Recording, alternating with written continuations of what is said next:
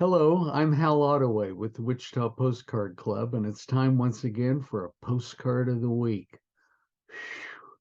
I'm still all excited about the 44th Wichita Postcard Club show. That was such a blast. So many people were here from around the country. Andreas Robb came once again from Germany, and Kyle Joliffe was here from Toronto, Canada. Susan, Hugh, and his wife Martha, people from all over the country, Wichita Club members who came to be a part of this big reunion of sorts, and lots and lots of postcards. I had one that I wanted to show you today that I was able to find in an advertising section of a dealer's display. And the reason for that is that it was advertising this building or the company that was housed in this building. And alongside was this big, tall man carrying his overcoat in one arm, and his satchel is even on the roof of this building. Well, in the lower left corner, you see a note that says that this postcard is from the Cornish Studios in Arkansas City, Kansas. And at the top of the building, you see a big sign that says this is the Johnston Larimer Dry Goods Company. I put two and two together and realized that this was an advertising postcard created by George Cornish in Arkansas City, Kansas, and it's advertising the Johnston Larimer Company that was here in Wichita, Kansas. They were located at 619 to 623 East Douglas on the south side of the street and very near to the railroad tracks that cross over across East Douglas. This building is just a honey. It's 5-story. It seems to be brick, has big columns in the front. According to what I read in the Peerless Princess of the Plains, timbers were salvaged from their tearing down the World's Fair in 1904 in St. Louis. And some of that big lumber was brought to Wichita and reused and helped to make some of the structural part of this big building on East Douglas.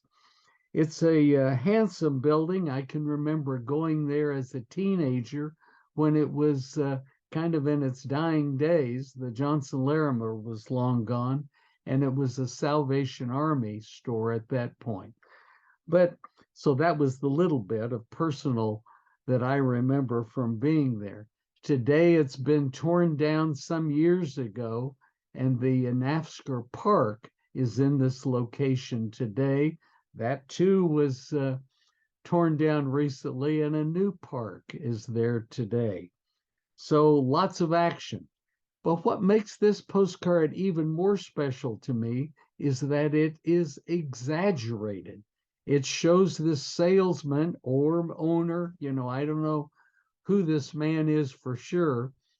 Let me just back up a minute and just tell you that our friend Phil McDaniels, the editor of the Wichita Postcard Club News, authored a booklet or book on George Cornish some years ago. I have been looking high and low for my copies since the show, and it'll show up at some point, but I knew that if I could find that copy of the book, that it would maybe help fill in like who this man is and other cards that were produced there in Arkansas City by George Cornish, the photographer there.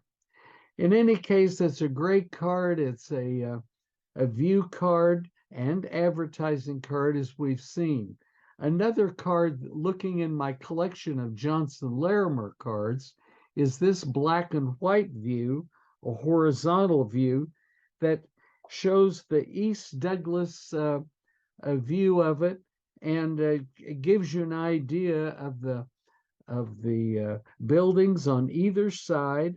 And then to the far left is where the railroad tracks would have been, and the eventually the Union Station that we're so proud of even today. Another card from my collection shows a different view. It shows the railroad tracks in the foreground, and the higher elevated Johnston Larimer dry goods company store in the background. It's the high one, has the water tower on the top that was for fire fighting in case of a fire in the building or in the surrounding area. But this is a view, the colored view shows it looking to the southwest. So we see the buildings by looking at these cards on both sides of the big Johnston Larimer store. And this colored view you see is probably a later one.